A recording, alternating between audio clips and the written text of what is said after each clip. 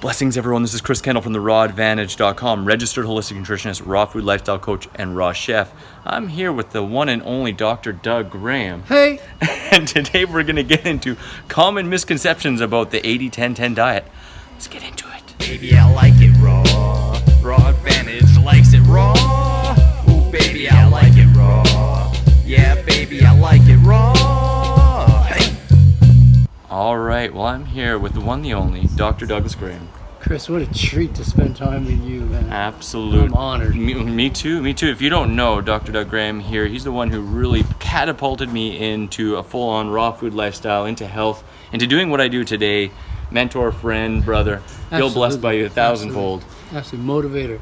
We got 80-10-10 diet. So, you know, if you haven't read the 80-10-10 diet, I'm not sure what you're doing, where you've been. It's the next book on your list. Yeah, it's the next one on your list. I really highly recommend you check it out. But with that, you know, there is a lot of misconceptions about the 80-10-10 diet. Sure. People haven't read the book. Yeah, exactly. and then they talk all about it, this and that. What are some of the most common ones you've heard?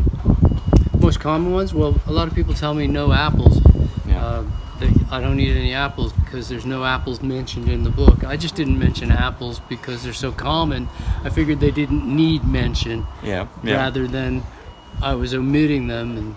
And people do the same thing sometimes with mushrooms, and they go, oh, you know, like, obviously Dr. Graham wouldn't eat mushrooms. Well, maybe they're not even vegan. Well, maybe not. I don't know. Depends on how you want to classify veganism, but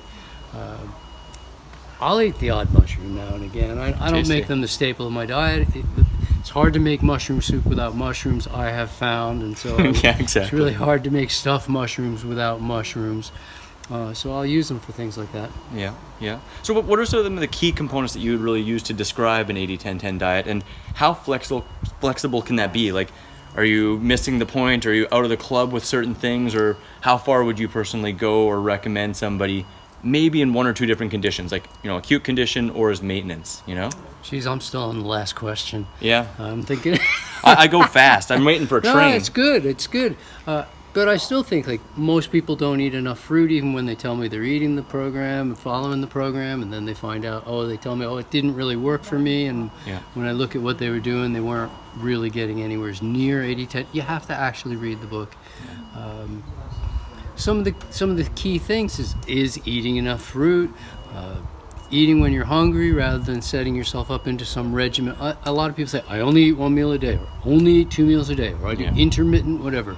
And I'm going, like, eat when you're hungry and stay satiated from meal to meal. Grazing is not the program.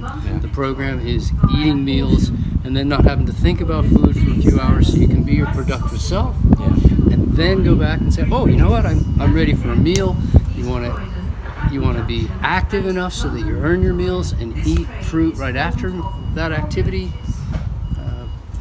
Conditions, I mean, pretty much everything just clears up on 80-10-10. That can possibly clear up as a result of a diet change.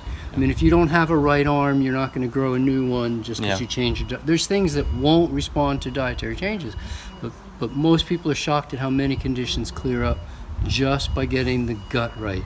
We're learning more and more about the connection between gut and skin health, gut and mental health, gut and physical health, gut and performance. You know, we're seeing the vegan and especially the raw vegan athletes take over the sports field. It's pretty astonishing stuff. Pretty awesome. You know, I've heard that women are like a different species and they need to graze or they need more fat. Like, what do you think of that? Well, we are like genetically closer to a male bonobo than we are to a female human.